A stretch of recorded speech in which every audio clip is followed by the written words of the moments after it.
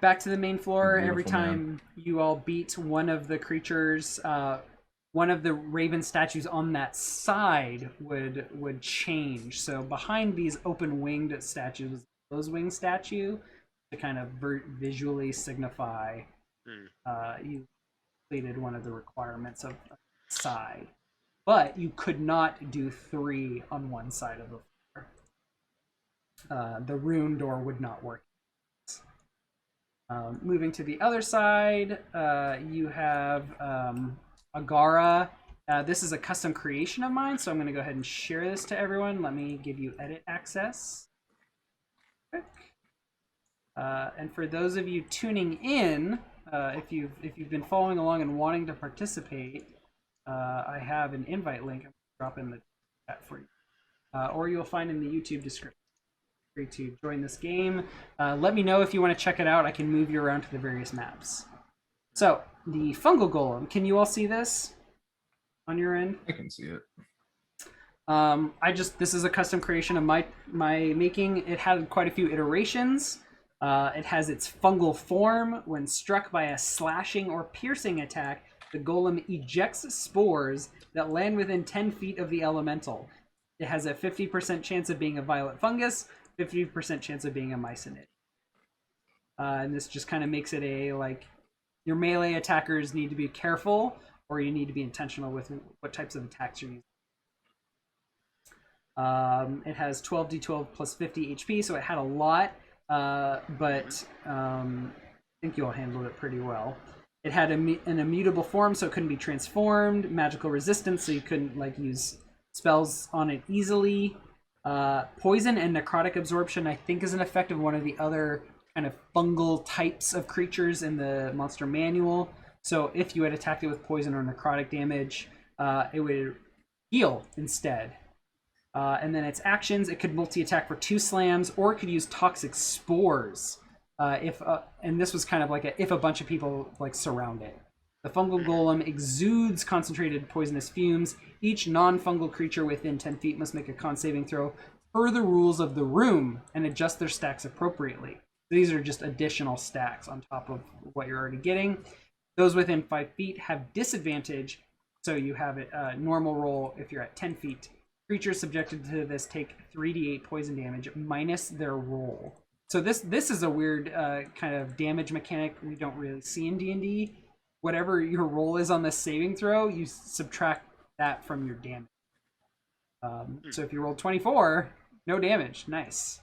But otherwise, this room has, at the start of your turn, make a con save as a scale. Depending on how you roll, add and subtract stacks. And depending on how many stacks you have, and I tried to be very generous with this because I realized this has huge implications for whether or not a character can continue. And it also brought up the question, can someone else bring someone through a room? Through a door. So depending on the stacks, 1 to 2, nothing. 3 to 5, you're poisoned. 6 to 8, you are incapacitated. And at 9, you are unconscious. So this was a very experimental and fun room to play with you all. And the threat wasn't even just the creature itself. The room was very threatening. The room was the threat. The creature was the obstacle that kept us in the room. I think because it was late and I was tired, what I had originally intended and what I didn't write notes for was that the fungal effect was supposed to start upon combat beginning and end upon combat ending. So this is one of those instances where I kind of didn't stick to my notes. And there was some interesting RP. You all got a chance to meet the author, and maybe I took more from you than I should have. I kind of liked it better this way, to be honest. It was brutal, but it made the room dangerous. It made us kill it and immediately turn and run for our lives to try and get out of there. It was great. Yeah. It also has this interesting play on the door mechanic of 3 rounds where, if you had increased, doors to 5 rounds, that could have been much worse. It would have been over. Yeah. Yeah. Or one round, a lot easier. Mm-hmm. So there's an interesting play on those here. And of course I have my myconid and violet fungus tokens here. We had Gorbis, our castle chef, with Wheatley and Clint Yeastwood. This was a fun room to make. I was looking at giants in the monster manual, and I was like, I don't want to just use a giant. Let me just make my own and make it really interesting. So this is one of those rooms. I created the room, and then I kind of, and then I created the giant, and then I added to it. So let me add this so you all can see this. You should access now, and I will show it to you. Hopefully you can see that now. The kitchen giant has just a ton of HP. They have a leather apron and a pan for a shield because they use huge cookware. One cook in the kitchen, as a bonus action, the kitchen giant telepathically directs his implements, moving each up to 20 feet and directing them to make an attack. Those are like the flying saucepan, the flying kettle, the flying knives, which were just the animated sword stat blocks. We also have Spatula Smack is its main attack. It could also use a ranged attack, fling cookware, and then there are those pots at the bottom of the kitchen on this big stove here, where it could grab those and use hurl stew within 10 feet, and just basically like throw stew onto the floor. And create a weird, awkward space, but also potentially deal some fire damage. And then they could also use a bonus action to activate the Yeasty Boys, as I called them, the Yeast Elementals, which were also fun to make. Let me share those character sheets.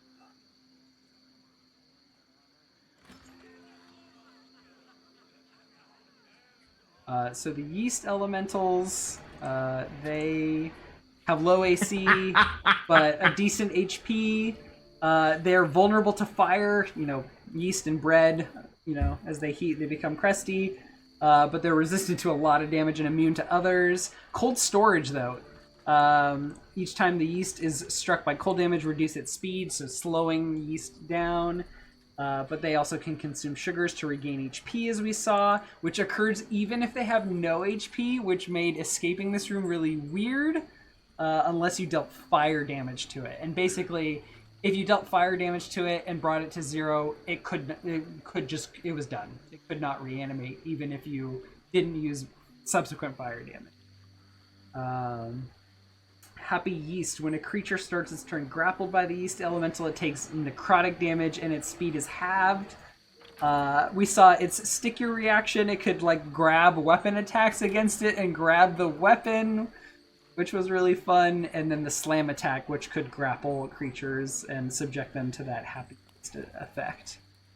So these were just kind of a fun... This was just throw a bunch of random shit at them, just kitchen themed, which was really fun. I had a great time designing this encounter and this room. That was a fun fight.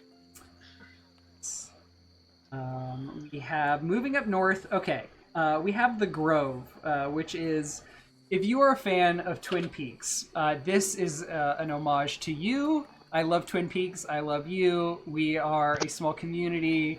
Brother, I didn't get to watch this episode live or on the VOD. So when I am looking at this and I just see the Red Lodge, I'm like, that can't be a coincidence. Okay.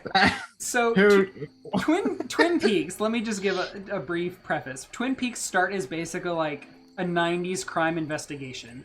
He goes to this small town in Washington, Twin Peaks. A high schooler girl, Sarah Palmer, has been murdered. Nobody knows who. And this FBI agent, played by Kyle MacLachlan, Special Agent Dale Cooper, shows up on the scene and he's investigating the murder. And after a couple episodes, it's okay, this is kind of a weird town with some weird people. But then after a couple episodes, some supernatural shit starts happening and it just gets real fucking weird. There's this giant man that appears to Dale Cooper in visions who just tells him weird stuff. That's who this guy is. Well, we'll get to that. The giant is this guy who advises them, the Black Pool, which is from, this is a setting in Twin Peaks where there's this grove with bare sycamore trees and this oil-smelling pool. You all had to donate 1 HP worth of blood to it. And then suddenly, these curtains would appear. which is a thing in Twin Peaks where during Saturn and Jupiter's alignment or something, or if certain people come to this place, they have the power to open up the Black Lodge, which is a place where if you face it with imperfect courage, it will utterly annihilate your soul. So, if you donate blood, you can go through these curtains, and upon passing through the curtains, you appear here. Which is an exact replica of oh my the god, Black Lodge from the show, where there's a hallway with this weird tile. This is like the tile they use. There's a statue at the end of the hallway, and there's another curtain you pass through to get into the waiting room.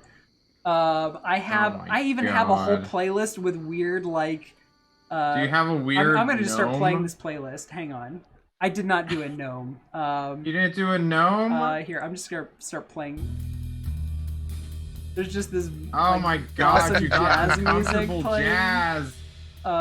So you get into the Black Lodge, and what do you see? You see a character named Bob. Bob is like the protagonist or the antagonist in the show. Oh, I gotta turn this music.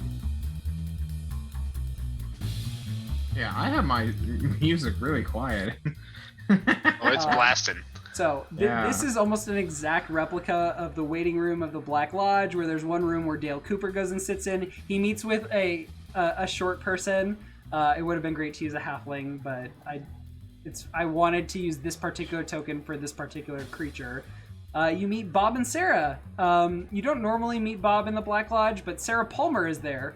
She's been killed by Bob, and she ends up here. So you meet these two, and they would RP with you until they're ready to fight. And then Bob reveals himself to be, he is a young vampire. So you would fight a CR10 young vampire, and Sarah Palmer would be replaced with Vampiric Mist, which is another Mordenkainen's Tome of Foes creature. Vampiric Mist is really fun. It can sense creatures. It has a misty form. And it can life drain and deal necrotic damage and heal itself and reduce target's max HP. So this is a very threatening room. Y'all were probably wise to move away from it. But then again, all of them are. Oh, I have. And the reward, like watching Twin Peaks, is pain. Watching Twin Peaks. Wonderful and pain. So anyway, that's that room. I'm gonna put these back real quick. This would have been really fun. So that's. If you ever. Yeah, go ahead. I'm sorry, guys. Quick recommendation: if you ever want to play Twin Peaks, the video game, go look up Deadly Premonition. It is basically Japan's answer to Twin Peaks and is a complete rip-off of the show. What is it called? Deadly Premonition? Yeah, it looks terrible. It came out with graphics. Oh my god! Are you? Yeah, it is awful. This is the Dale Cooper knockoff. Yeah, he speaks. No, that's the second one. That one looks way better than the original. The entire show's a meme. Well, not the show, the game is just guys go play Deadly Premonition. I do that now that I have some free time on Friday nights. So have nightmares. Once we beat 4 bosses, we can go face the final boss, which is the Raven King. As soon as combat appears, murders of crows break through windows and begin harassing the party and dealing all sorts of shit damage to them. I will reveal the Raven King character sheet to you all.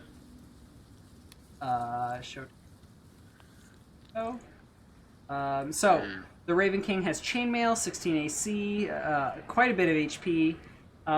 They have dark vision. They have a number of innate abilities. Battle Command. As a bonus action, the king targets one ally, a murder of crows, that he can see within 30 feet. If the target can see him and hear the king, the target can use its reaction to make one melee attack or take the dodge or hide action. So he basically has a bonus action to murder crows, or order crows to do additional things. Divine Protection. His divine authority protects him, giving him advantage on saving throws and rolls for magical effects. I don't know if I forgot about that. I don't know if you faced too many magical effects, to be honest. We were a pretty high physical damage party. Yeah. He has some innate spells: Counterspell, Shield, Slow, and Hunter's Mark. Spell save DC 13.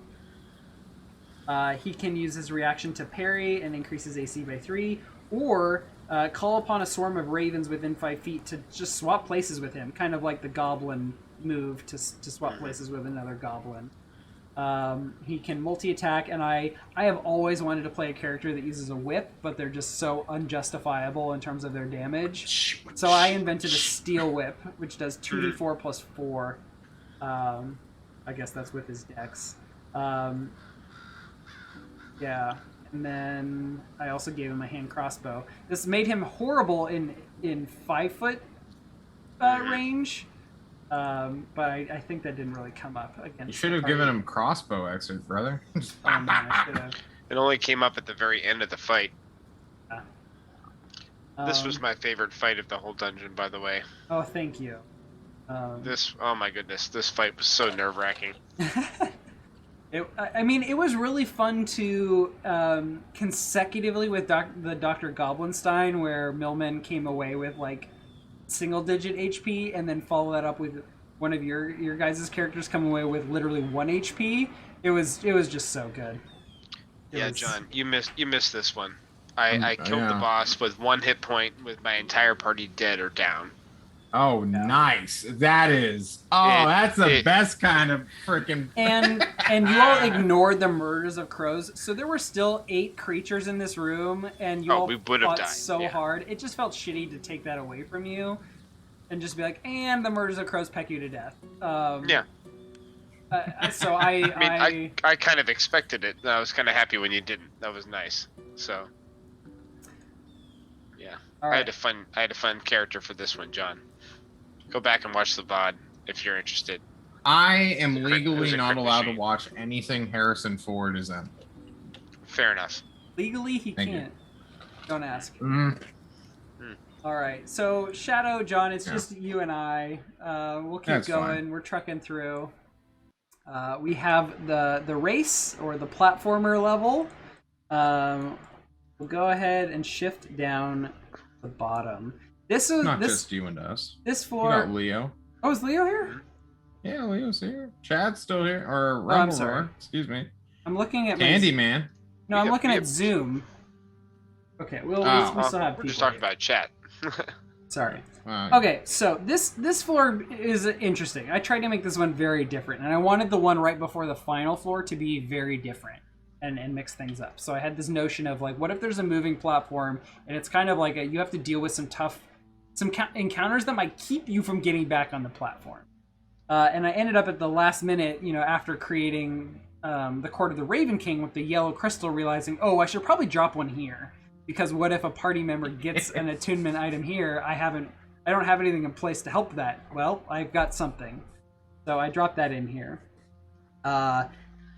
Once again, we're going to restrict vision, so the party can't just like Eldritch Blast ahead of themselves and deal and knock, use that Eldritch Invocation to just knock, the chain devil off the back of the platform. Fuck that. No, your vision's restricted. And also the platform moves at a steady rate, so whether you want to go faster or slower, you don't really have a choice. I have some other notes, because with this design creates a lot of complications. What if they just want to fly up? Nick, you're showing these beams of sunlight. What if they want to go and advance or just like evade the entire thing? All 4 of them cast fly, levitate, and just ignore all of the encounters. Well, we have some notes here. We know how fast the platform moves. Flying above 15 feet on this floor causes increasingly higher wisdom saves or be compelled back down. Instead of disappearing, when this entire room, because the entire floor is one room, would disappear, instead an invisible stalker begins stalking the party. An invisible stalker is a creature I had in one of the chess floor rooms. So I moved it to be an encounter you will have to deal with here. And invisible stalkers have an ability, Faultless Tracker. The stalker is given a quarry by its summoner. The stalker knows the direction and distance to its quarry as long as the 2 of them are on the same plane of existence. The stalker also knows the location of its summoner. and it gets 2 slam attacks at +6 for 2d6 +3 damage. So basically, if you all just started dilly-dallying, I'd just start hitting you with an invisible creature and you wouldn't know what the fuck was going on. This is the only floor that changes from the floor disappears mechanic. And that's because if I start disappearing the entire floor, there's nothing for you all to do. Nowhere for you to go. And I just didn't want to have to make judgments on, okay, now is this action progressing? Is this movement progressing? And do I like reset the floor's disappearance? So this was my change. We also have the ability to climb walls if you miss the platform and get stuck. So I wanted that to be threatening. Climbing walls, they are clearly going to be a difficult climb. It is an uneven surface with some narrow handholds and footholds. And this is what I didn't tell you all. It's a DC 20 athletics check to move from section to section. So basically, it's DC 20 from here to here. It's DC 20 from here to here. It's DC 20 from the Basilisk room to here. And it's just regardless of how long the section is, like if you all got stuck by the boulders and needed to go to the chainmail, DC 20 athletics check to go 150 feet. I wasn't going to make you make multiple checks. It's just DC 20. How proficient are you at climbing? And if you fail, you fucking fall. You're done. Yep. Yeah, that's what I like hearing. Mm-hmm. So, oh my god. As I was watching this, I kind of worked through what happened if you would get a party that like twin spider climb from 2 different people or something like that. That would have been did nice. all spider climbs. That would have been interesting. Then you really hope you never lose concentration. Then I decide, Exactly this right. party needs some invisible stalkers going after them anyway, even though they aren't abusing the time mechanic. Dude, visible stalkers are so much fun to play as a GM. They're so much fun. So we have a room, some boulders that you all completely ignored the path that I intended for you all, where basically there's so many boulders that can't be pushed that you have to move 3 of them in a specific direction if you want to avoid climbing them. And there's really no clear path, like staying on the ground floor to get to this particular chest. You would have to climb over them to get to it. I have these little dots indicating the originating position of all of the boulders. You might be able to see the little cyan dots. Oh, okay. So this was to introduce you to the notion of pacing is important here. And if you fucked up and missed it and didn't realize, oh shit, we need to be keeping up with that thing, one person needs to climb back to here. To the starting switch after the platform takes 8 minutes to come back around. Then we have the Chain Devil, which is just a Chain Devil with a time-based challenge. Don't let it hold you. And I think someone noted that the animated chains I might have been doing wrong. They don't get to move necessarily. But there's so many chains on the ground, I just wanted to allow the Chain Devil to have access to whatever chains he wanted.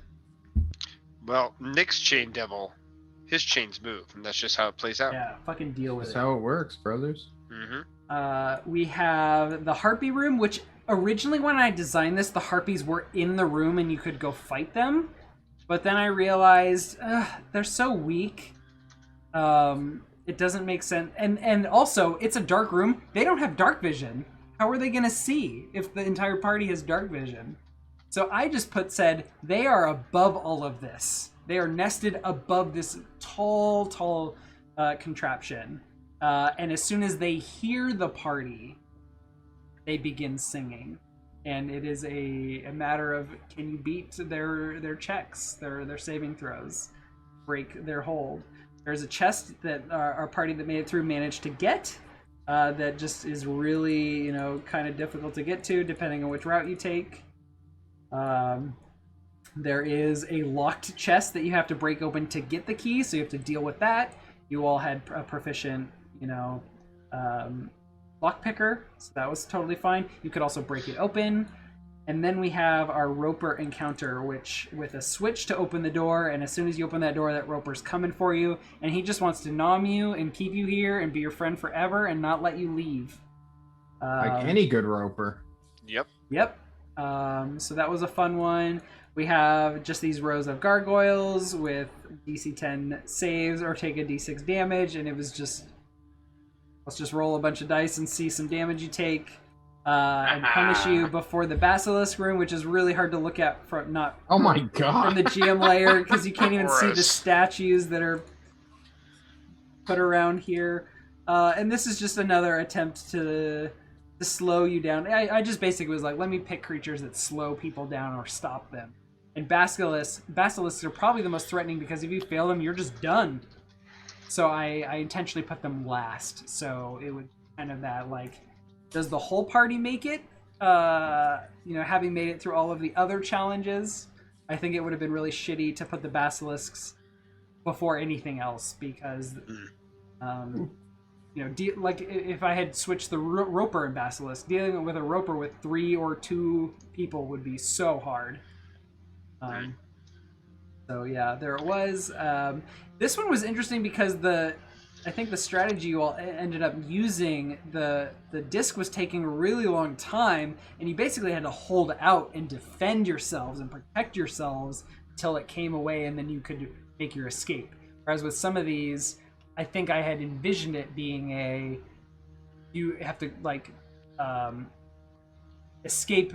Like I envisioned it like you would escape before you ended up actually dealing with some of the creatures, like the roper chain devil.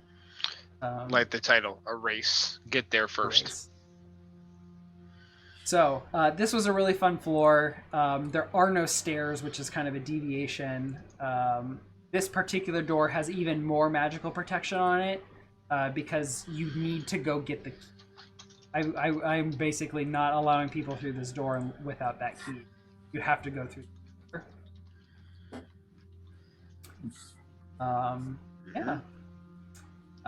And then we have our final floor, the Anthology of Creation. When I was in elementary school, one of my assignments was to create an anthology of materials and stories we're interested in. I grew up in Oregon with lots of native tribes in the area, and I was just really curious about them. So I chose to make my project an anthology of native creation myths. My mom recently gave me a bunch of my keepsake items that she has had in her home for many years, and that was one of the first things I pulled out and reminded myself of. So that was the theme tying this floor together, and I ascribed my feeling around creation myths to the author and her love for them. So this floor is about creation myths. I have some notes that the author was supposed to say to you all. She definitely said them when the first party went through here, and I definitely forgot to read them all for the second party. I'm so sorry. Yeah, it's all good. We all knew it. So I have them written here with notes. The crystal. Nick, they were so prepared. You think they wouldn't have they didn't skip that part. I know that much. Moving into our first encounter, we have crystal elementals. My friend Yeska made, I think, 5 of these. If you look in the D&D art or the Deadly Dungeon Art and Memes channel, earlier today I posted all 5 art assets she made. There is a 5th color that I did not include. I think pink crystal elemental. Now I originally started with someone made a glass elemental and posted it on Reddit. I'm pulling that up on the stream here. This is what I started from. Which is a really cool creature, but I also didn't want to steal this art asset from Guild Wars Wiki since I don't have permission to use it, but here it is on the channel anyway. So this was my starting place, and I basically started with and converted it to Crystal Elemental. And then at the last minute when I was like, ooh, I need to tie this together with like a common theme. Oh, I like the idea of creation myths. Ooh, the Infinity Stones from Marvel. I have all these colors. I'll borrow from those. Ooh, Yeska didn't make a green one. Damn, I won't have a time elemental. But let me use the others. So I created this myth of oh wait, there's 6 Infinity Stones. So Soul is the yellow, is the other one missing. So I created this myth of 4 of the primordial elementals killed 2 of their brothers. There's 4 left. You need to face 3 of them because in terms of the difficulty, I felt like 3 was appropriate. Fighting 4 of these would just be absolutely brutal. So there are 4 of them, each with unique abilities, in addition to the basic effects they have. So they usually have 16 AC. The purple one of power has 18 AC, as well as an additional die damage for enhanced power. They all have reflective service and reflect radiant damage, which was really fun with those sacred flames bouncing around. I had not intended for them to bounce and have the opportunity to bounce to another one, which that damage would be radiant, so it would bounce off of another elemental. That was an unintended consequence, which was really fun. They, of course, have their crystal form, which I might have fucked up and done differently for the first group, but it did require a perception check, as indicated here, for crystal form ability, rather than a passive perception. I think I wanted to award them like, oh, this person has a 16 passive perception, so I'll just give it to them. And I shouldn't have. I should have forced a perception check. A fun part is this shatter. When they die, they explode and deal damage, which is threatening to physical or melee party members. The red crystal elemental, the reality stone, the red stone from Marvel, has basically the displacer beast ability and is displacing, giving attacks disadvantage until it's hit. The purple elemental deals an extra d8 for piercing damage because of the power gem. If they are standing in any of these sunlight beams, which I have highlighted in the green, there are also smaller ones around here, like little tiny little light spots that you all can see, like right here. God is rays. one. But I was really looking for the big ones. They could use their reaction to glare and basically blind targets and give them disadvantage, just making them more threatening and using reactions. The blue elemental, the space stone, control of space. It can base. You all didn't face this one because both parties rolled a 3 on their d4. Yep. So they ignored the space elemental. Or the blue crystal elemental, so it had the ability to use a bonus action to Misty Step, basically. Yeah, we had it pretty much sussed out though with the color of the crystals in the room. We knew it was going to teleport maybe after it hit or before it hit, but we had an idea if we had to fight it. Yeah, that one I imagined it would run into a light source, blind one of you, and then blink to you and attack you or something like that. Other than that, they just have a multi-attack like a lot of elementals. The purple one deals an additional die. They all can do blinding reflection. I don't think we saw this one, but if I imagine I created this ability mostly because the glass elemental had it, blinding reflection here. For those of you watching the stream, basically for if there are a lot of creatures around it within 30 feet, I could just blind all of them on a rechargeable ability, kind of like a breath weapon to blind everyone. I didn't end up using it because I just wanted to just hit the shit out of you all and do a bunch of damage. Hell yeah! Which the orange elemental, this was the soul gem, so I think it's the mind gem I was missing. That's the yellow one. The orange gem is soul. This was a mechanic that ended up probably being one of the most powerful, but most straightforward for you all, especially since it was a lot of druids and people with temp HP taking the hits from these, having to give up some sort of class resource. Oops, sorry, chat. Now you can see this. The Soul Rend. With Dominion over the Soul, hits from this force a choice to lose 5 max HP. After damage has been dealt, lose a spell slot or other class ability or resource. Basically equivalent to 5 HP, which is why I gave the specific example of like 5 lay on hands points. I suppose someone could have argued like hit die, and I don't know what I would have said to that. Good thing you all didn't argue it. Cheap. Because hit die are something that you don't use in this dungeon. Right. True. So, once you killed the 3 elementals, they dropped stuff, and this door exploded, allowing you to pass. And then we have this massive fucking room with a huge amount of void, with dragon elementals, these dragons being the dragons of creation, I just wanted to fight. This is Dungeons and Dragons. You fight dragons. I didn't have any. All I had prior to this, and this was very intentional, was like dragon wormlings. I didn't have any full dragons. So I had many iterations of this encounter of like how to fight dragons. The initial one was like there was this great war between the gem dragons and the metal dragons, you know, because there's red, green, blue, white, black dragon, and then there's copper, brass, bronze, silver. Yeah.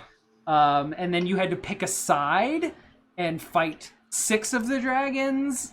And then I decided, no, you know, what if I just had them fight, you know, a pair of dragons at full strength? And I just iterated on this over and over and over. And I ended up on, I want this to be just a truly epic and memorable fight. What if they fight all of the colors of dragons? Of course, with the shadow dragon or whatever, the lich dragon being an exception. They don't count. It's fine. Yeah, I'm glad you didn't do the picking a side thing because, and this is from personal experience, no player likes it when the DM plays the game by themselves.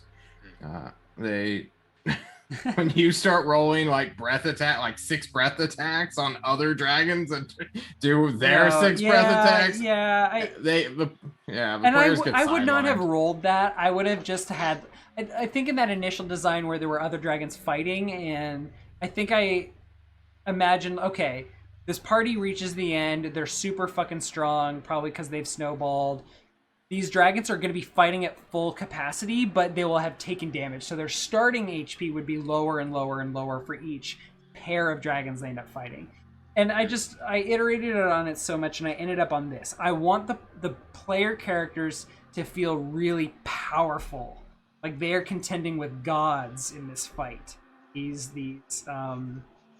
avatars that brought the world into existence in this hypothetical creation myth. So I had the monsters just deal half damage and the players deal double, and that's it. That was the modifier. And then it felt like you were fighting a creature at its full strength, other than the fact that you are resistant to their damage after everything else. You are supercharged by the ether of this space, and it just made for really awesome fights. And I know it was really brutal for the first group that went through here, and really fun for the group that came up with a really fun call lightning strategy for the second. Without that mechanic, the double damage and resistance, we would have probably explored a lot of other options to avoid the encounter, or hide, or run, or race to the door. With those two, we settled on sitting in a hole. Yeah. Call lightning over the hole and just tanking it out. And I could have let that happen to one set of dragons, and with the second set been like, hey, wait, or the third or the fourth or the fifth. But I don't know, it was really fun, and I wanted to see if I could break your strategy, and maybe I should have stopped trying sooner. And just let it dissipate and use up more resources. But I think it ended up being a good show and a good time. I had a blast. I feel like there was a missed opportunity with the flavoring of Call Lightning. You should have made it Stargate Atlantis that was providing supportive fire, With the drones. Oh my god. Oh. Sure, Russ will be kicking himself when he hears this tomorrow. I do not know enough of Stargate, although I have started watching since the run. But it's so good. I only know it because it was on public access TV when I was a kid, so I just watched it with my grandma. Oh, it's good. So one of the questions Granite asked me was what was one of my favorite floors to make. There's been so many, but this was also one of my favorites. Just not just like designing the map, but designing the actual fights themselves. Just drawing on things I love and want just to be the most epic and memorable encounters of the entire Deadly Dungeon. So this was a fun floor to design the encounters for. Leova in the chat, going back to our crystal elementals, asked about with regard to the orange elementals. Did I consider, or do you wish you would have made it a 10 HP for this Soul Rend ability? When a creature takes hit from the orange crystal, lose 10 HP instead. No, I don't, because I think hitting, okay, let me back up. The party's about to go face 6 pairs of dragons. I don't want to lower their HP so much that a breath attack is just going to kill them. I think 5 HP makes it a meaningful choice still, because especially since a lot of parties were favoring healing clerics and other healing options, I wanted it to be an impactful choice, but not terribly brutal, especially since, like, if the orange elemental just does a bunch of damage, this choice might have to be made multiple times. But I also wanted to highlight how cool each class was. And with druids shape-shifting, it was a really cool opportunity to, prove once and over again, moon druids are just truly epic and overpowered. So sure, yeah, let the transformation lose its max HP. So yeah, it did make 5 HP an easy choice, I think, particularly because it was a druid tanking a lot of those hits. But I still like to think for the other party members that got hit, either in the first run, or I don't even know if any others got hit in the second run, that was still a meaningful choice when it wasn't a druid being hit who had shapeshifted. And even if that shape form had gotten away, there was no way to heal it. I think in the first run, their druid ended up using shapeshifts to justify, I tank six dragons because I've got a huge HP pool. But if they'd been hit by Soul Rend a bunch of times, that transformation couldn't be healed by the spell slots as easily, and couldn't have tanked many dragons. So I think it was still a meaningful choice. And lots of people I'm sure could have done it differently. I'm fine with the way I did. No regrets. Yeah. I would never give my players a choice. I just take from them. Like a greedy lord who found his peasants. Yes. Man, when you said something earlier, and before you move on to the author, when just the ultimate Chad DM strategy of I just wanted to hit them and just hit them hard, and then you throw 12 breath weapons at them, and yeah, more than that. There was this so is many the DM. I think we took 14 or 15 Woof. breath weapons in that fight. Woof. And Granite took, I think, 8 of the 14 or something like that. Wasn't he the one with Shieldmaster? No, that was Rumblecore. No, we literally I didn't want to use the Eldritch Knight fighter in that fight, but then Ben ran me through the details of why he wanted to create it, and he literally created a character that was designed to tank a breath weapon. He had so much HP. He had absorb elements. He had. Wait, how do you have absorb elements? It's in Tasha's. Nick, you stopped me from taking it. Did I? Yeah. When? Oops. Not that it mattered, because I only took it when you murdered me with a Zorn, but I mean, what are you going to absorb from a Zorn, buddy? Well, yeah. But I was trying to encourage you to take other stuff that would be more helpful against a Zorn, really. Oh, yeah, totally. Okay, whatever. Let's move on.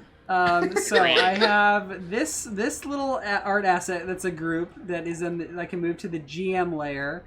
And I also had some dynamic lighting that was really fun to design for this particular floor. But you can move the balcony in and out of the layers here, which was kind of cool. So I liked it. I was wondering how you did that, actually, because I forgot grouping. Grouping and layering. It's kind of a pain in the ass, but it's good. Yeah. Okay, so one of the messages that Shadow, you sent me was, which of the author's abilities did we not get to see? And the crystal elementals. Well, we already went over crystal elementals. Mm-hmm. Let's look at the author. So she is a badass. She has a lot of abilities, which again, there is a critical feedback where I went over a lot of these in their initial iteration. I changed a lot. Some of it I kept. But I spent a lot of time looking at writing terminology. I was just Google searching writing terms and stuff. And I was using that mostly for inspiration. So, we have the author with 17 AC with a magic dress and a ring of plot armor. She is, and this is unfortunate for you all, immune to charmed, unconscious, frightened, and incapacitated.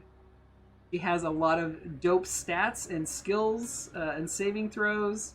She has magical dark vision, so a dark team wouldn't take advantage of her. Languages. She understands all spoken and written languages, and when she speaks, she's perceived in the recipient's primary language. Nice. Innate abilities. I think we saw all of these. She has a storybook and a fountain pen that act as her arcane foci. She uses them to take actions. She can write up to 10 lines per turn. At the beginning of a round, she turns the page and gets 10 available lines. A maximum of 10 lines. And abilities use lines. She has the innate ability to just write a line at will and either subtract to or add 2 to a roll. Doing so costs a line per page. She may spend more lines to modify rolls further. And I think I used this one quite a bit. Protagonist Fate. She could also, if you all decided to try and attack her before I allowed combat to start, at will, monologue. The author may shut her pen in her book, paralyzing all creatures in the effect of her storybook's pretensomancy, the entire deadly dungeon, in other words. Other than to speak and make simple gestures or movements that serve the plot at the GM's discretion. Man. It's perfect. You'd have you pulled this in a regular campaign, your players would revolt, sir. You're all in a simulation of my design. I get to say the rules. Here is your railroad. I'm putting on the brakes. That way, please. Your train has stopped. Choo-choo. Welcome on. Let's run into Pennsylvania. Here we go. All right. Reactions. She has 2, and this made it difficult because she only has 2 reactions, or she has 2 powerful reactions and only 1 per round. Plot device. When the author's storybook or fountain pen are targeted with an action or effect that she can perceive, she may use her reaction to write 2 lines on a page. Any perceived action or effect targeting the storybook or fountain pen until the start of the next turn fails. Cool. I thought about it, and I actually didn't write an HP for the pen. I decided to go with the 45 she has as a base HP.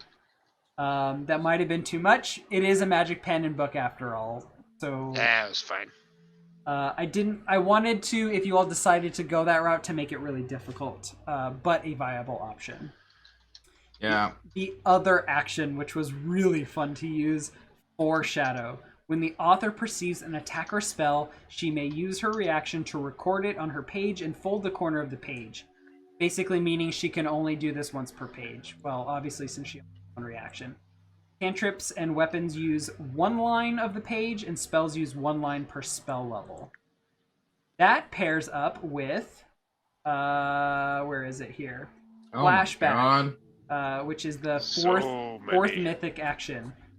Flashback. The author flips to a page with a folded corner, rips the page out of the book so she can only use it once, and performs the recorded action or spell exactly as it was rolled or cast, but with the target of the author's choice within the spell's normal range from the author.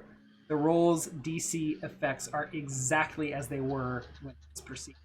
And I use this to conjure animals right back at y'all.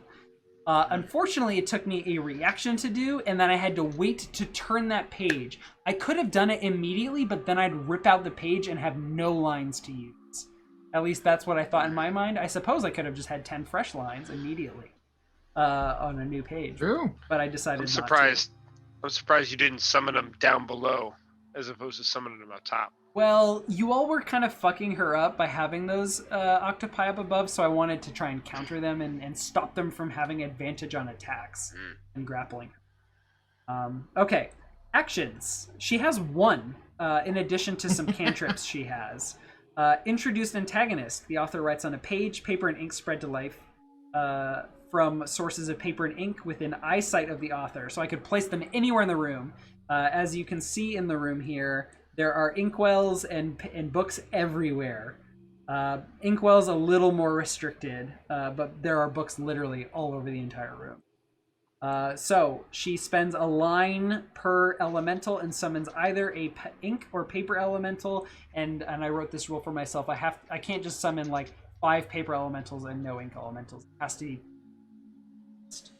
And then it is sort of unwritten here, but at the beginning of her turns, when she flips to a new page, or I guess it's at the start of her turn, she has to continue writing lines. She can't just like summon a CR2 creature or CR3 creature and just not have to keep spending lines. So that was one of the biggest changes I made from my initial design of this creature. And this is the only creature in the dungeon with legendary actions. She can increase or decrease initiative at a cost of 1 line per initiative number. She can dramatically exit and write 2 lines to just disappear as though made of ink. She melts and uses dramatic entrance at the end of the next player's turn at a point she could perceive. And so she basically just teleports. That's one of the abilities we did not see. And this was just in my back pocket in case I needed to get away. I suppose I could have used this to get away from the octopi. Yeah. I was about to say, man, if only you had a short-range teleport. That would have actually, if I had considered that, been really good.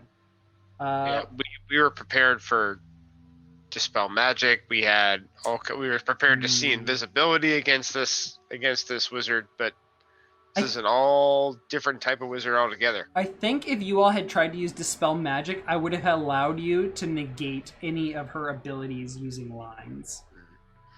The thing that would have scared me is using dispel magic and then have her foreshadow it and then use it against us. That would have been good. We saw flashback ethos. The author, we saw this one a lot, and I basically used this at the end, like right before she refreshed her pages. I would just heal up, or if I was desperate enough, I could use a line to heal 1d6 per HP, or 1d6 HP per line. Tragic flaw. I use this towards the end. The author writes on a page and permanently decreases a perceived character's stat using 3 lines per point. Nice. And I know some of you had like breakpoints. You were like sitting at 18 or 16, and I could just drop you down 1, and you would lose 1 int or 1 dex or 1 strength. I could have even lowered HP permanently this way by exposing your tragic flaws. You also somehow managed in the game to completely change my character sheet so that I rolled dex instead of int with my attack rolls. Somehow. Yeah, that was not even knowing. Huge oversight. I don't know, roll 20 borked or something, but it was funny. Yeah. We had Climax, which was her finishing move. With her final conscious moments and in an act of desperation, the author stabs her pen into her storybook, destroying the book along with the elementals. The author immediately disappears and reappears at her location when combat began, having been granted some HP by the storybook. This is just like if there is one or two, if there's one or two of you left and it's taken everything you've got to try and finish her, she's got one more fighting move left. That is, she gives up her ability to use most of her abilities, and all she has are cantrips with her remaining, because it does not consume the pen, just the book. And then there was antithesis and hyperbole, which are kind of inverses of one another. Choose a target creature and choose one of the following. Write 2 lines, and you either can declare the ability check, saving throw, or an attack roll made by the target a failure instead of a success. I initially had this as a reaction move where she could, in reaction to an ability, force it to be a success or failure. But then I was like, ooh, this is 3 reaction moves and only 1 per round is not good enough. So I moved it here where I could call on it later and basically put a curse or a boon on a target. Or I could write 1 line and give the target advantage or disadvantage or check, saving throw, or attack roll of my. Nice. Other than how many legendary actions did you give her per round? Well, you can Every. legendary creatures can take a legendary action at the end of any other creature's turn, like basically between turns, and she was only limited by the number of lines she had left. That So makes good sense. this I kind of do does, like that line mechanic, by the way. I'm totally Yeah. stealing that in some way or form. Yeah, so it's kind of like a legendary action, but I had to make really intentional choices, but I gave her a lot of flexibility. But so basically the fight is, can you deal with the elementals while putting enough pressure on her to have efficacy beyond her lines every turn? And I just made her really flexible, so you just had to kind of effectively Kill her. nuke her down or Yeah. force her to spend her resources less effectively than you all spent. Nick, you brought you made the strat that plays into Shadow's strategy already. He just nukes down the boss every single time. Yep. It's the ultimate power move. Yeah, I didn't really make this comparison, so this was not inspiration, but I know Neil tried to do something in a Cuban Knights with like a wizard or mage class with like mana. I never looked at what the mechanic was for that, but I remember him talking about in the first episode that being kind of a different test. And this was my test of an interesting legendary creature. Other than that, she could use Vicious Mockery, which just seemed appropriate. Nice. You all are her designs in her storybook. She could insult you, and that would have an effect magically. And of course, she has her pen, so Poison Spray reskinned with Ink Spray. That was good. That was good. Man, I really wish you gave her a melee attack. Just stabbing someone with the pen. Oh, that would have been good. I just love it when wizards are just like completely out of magic and choose to throw down with their fists. It's just so comical. Stab wizard. Yeah. Hey, the paper elemental and ink elemental. Yeah. Can you show those? Because I wanted to see what paper cut did. Yes. Even though it never hit us. Yeah, right. Just before I do that, if you look at the bio, if you look at the bio and info tab of the author, you will find all three of the letters. Oh. Nice. So, ink elementals and paper elementals. Our boys. Bring in the boys. There they are. Oh, I can almost see So as GMs, you can shift double click on a token and it'll open up the character sheet. And now you should have access to both. Let's take a look at the ink elemental first, and then we'll get to Shadow's question with the paper. The ink elemental has low AC. It was just 13. Not terribly high HP, but kind of beefy. 68 plus 8. They are vulnerable to cold. Ink doesn't like cold. Supporting character, the ink elemental can enter a hostile creature's space and stop there. It can move through a space as narrow as 1 inch wide without squeezing. Each creature there shares the elemental space, must make a wisdom save or be magically poisoned until the start of their next turn. I did not use this, and I probably should have. I could just move through your spaces and poison you all. Nice. It's like unfortunately, fire element. You all dealt with the ink elementals really fast, or were not near them to suffer, especially their reactions. Oozes are animated ink if the author dies or their book is destroyed, and again, this is his because my initial token for the author was, if any of you have seen Fate, Caster of Red, they have William Shakespeare as a character. This was my initial concept for the author. And wait, you like Fate? Oh yeah, dude, love it. Oh my God, Nick! I have no one to talk to Fate about. It's some anime bullshit. And it's awful, but I love it. So stupid. So the yes, Caster of Red or Shakespeare was my initial conception of the author as a magic user that could use like a book to affect things. Anyway, so one of these images here was my token originally, but I had my friend Yeska make another one, and I like the idea of her being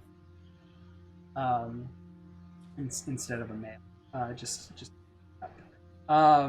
So elementals effectively die if the book is destroyed or the author dies. Their reactions. this is where the ink elementals could have really fucked up y'all's day. Plot armor. If a spell is cast or targets a spot within 15 feet of the ink elemental and they can see it, it may destroy itself to cast counterspell at level 2. Counterspell is not normally a level 2 spell, but this is something I designed. I wanted to respect level 3 spells, and if you all committed one, not just take that away from you with a one-line creature. That would have been bullshit. Yeah. So That's fair. I think I initially had it that way, but I reduced it after some playtesting. When my players playtested this at the end of a long single party campaign, they lost. It was so narrow of a loss, I felt really bad for them. And we didn't have time to run it again. Plot hook as a reaction. If an attack is made or a spell is cast that targets a spot within 5 feet of the ink elemental that they can see, they may redirect any targeted attack or spell to itself. So ink elementals are a shield. And other than that, they can do a slam for 1d12 plus 5 bludgeoning. Bop them. Oh Yes. my goodness. So you all, at least your casters, stayed away, or maybe I forgot that they had 15-foot range. I don't remember what happened when they were cast. I think one of them, I think your caster who did conjure animals was like standing on this table here, and the ink elementals were over here. And they like jumped up from here and saw the ledges and cast their octopi. I think he won initiative, actually. Oh, that might have been it. He won initiative, and then the next turn immediately wild-shaped. So there were no more spells coming in. Yes. And then our other caster was hiding underneath the balcony the whole time. Yeah. Trying to put you to sleep. Yeah. So, paper elementals, these are damage dealers. Initially, I had just some like origami knight image as their character token, but I had Yeska make something really fun. It was supposed to be sort of anthropomorphic, but not with a hand or feet, but just like a total, like a lance, basically. 15 AC. They are vulnerable to fire and slashing because they are made of paper. Paper cut. Well, let me do the actions first. They can make 2 slash attacks, which deal 1d10 plus 5 damage, and a creature must make a con save or be paper cut. Paper cut. When paper cut, a creature takes 1 slashing damage at the start of their turn. This effect may stack. This effect continues until the affected creature receives a successful DC 11 Wisdom's medicine check, uses a medicine kit to stop the bleeding, or the wound is closed by recovering at least 1 hit point. When any of these conditions are met, the effect ends. You could have afforded to boost that up to at least 5. 5 hit points per bleed? Oh yeah. When it gets a multi-attack, that's 10 hit points a round. That's dangerous. It's DC 11 medicine check, Yeah. whatever amount. I think, That's true. yeah, I could have made it like 2 or 3. I think 5 is egregious. I don't. Well, then you run. It only has +5 +5 to hit. You're going up against like DC or That's AC. true. The elementals are not particularly strong. They just like, if allowed to continue, they can kind of harass the party and create. Especially if an ink elemental can explode and negate a spell, and then the author doesn't have to use a line to maintain that elemental. They can just write a new one. True. Finally, go ahead. When you play tested this, did the author summon a lot more elementals than in the fight against us? Yes, the author summoned a lot more elementals, and I think the party like leapt up to the balcony, so there were a lot of elementals on the balcony, and then they tried to flee and jump back down, which is why the ink elemental takes half damage from falling, and the paper elemental has a reaction, origami form. The paper elemental may use its reaction to fold itself into a new shape, increasing its AC by 5 against an attacker until the end of the attacker's turn. And I think I also had like paper form, like it can just float down and not take damage. I think I completely forgot about origami form because I thought it was, in my mind, it was like, yeah, it just negates fall damage because that's what I remember being an issue for them during the playtest. So I probably could have used the origami form against some of your attacks and made it a bit more difficult. So overall, yeah, it wasn't perfect. I only play tested it once, and it was against a group that had run through like 6 floors and had a bunch of stuff, but was low on resources. They had fought a different subset of dragons, and they had fought glass elementals instead of crystal elementals, and the author looked very different. So it is what it is. It wasn't meant to be the most brutal encounter. It was meant to just be a can you manage everything. So you all did phenomenal. Yeah, SG won. Good job. Thank you. Shadow. Everyone else is gone, but Well. Shadow, team. Shadow, Rummaroar, Granite, and Russell. I'm so sorry. It's too late in the night for me to know. I totally understand. It's already 2:25 11:30. here. I'm feeling pretty tired. 11:30. Oh. Us West Rolling up Coasters. 2:30 here. Yeah. So that is our dungeon. For those of you viewing at home, if you're interested in getting a copy of the dungeon, exploring it for yourself, if you have questions, feel free to contact me. I am Apollo Nik on the Regal Goblins Discord, or Apollo Nik. What's my Discord name here?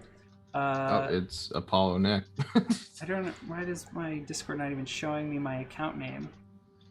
Come on, Discord. I think it's like... You in streamer mode? Just find me. I'm Apollo Nik. Find him. On Twitch, I'm twitch.tv/Apollo_Nik, though I do not currently stream. I've been streaming on Neil's channel. I am hoping one day to have the time and energy to start streaming and do more stuff like this. I throughout the COVID pandemic been GMing. I've GM'd like 6 campaigns, sometimes 3 or 4 at a time. I've been really enjoying it, and it is my goal to start doing more of this. Which is why I'd like to announce one of the big questions I've been getting a lot. What's next for you, Apollo? I really want to keep up this momentum. And while I might not be ready to start my own streaming channel with a regular schedule, I am interested in continuing to GM. So if anyone out there is looking for a GM for any pay-to-play games, I'm happy to talk with you about details. Whether you want to run Deadly Dungeon again, we can do that. I also have lots of other campaign ideas. I love narratively driven and character driven campaigns. I know Deadly Dungeon has been more of like a combat focused setting and system, but I really love the narrative stuff. So if you are looking for a GM to run a game with you, I have lots of ideas. I've played a lot of systems beyond Dungeons and Dragons that I think anyone and everyone could enjoy. So feel free to contact me if you would like to talk about what that could look like, and look for more details. I'll probably be posting some information in the Regal Goblins Looking for Players channel with some information about campaigns I might be running. So if you are interested in those, feel free to respond. I'm really interested in becoming a professional GM. I've been doing it a lot over the last several years and really enjoying it, and yeah, would love to do it. Leova in the chat sends a big heart. Thank you, Leova. Leova also asked, would you consider joining games as a player? Absolutely. When I have time, probably not permanently. I presently GM a couple other campaigns, and I'm a player in others as well, so my time is very limited, and my wife has been feeling very neglected with all of the late looking at the clock, late Friday nights. Tell her to play! She has no interest whatsoever in role-playing games. We play lots of board games here at our board game table behind me, but role-playing's not her jam. So yeah, you might see me on Land Beyond the Mists with Greg Hansen.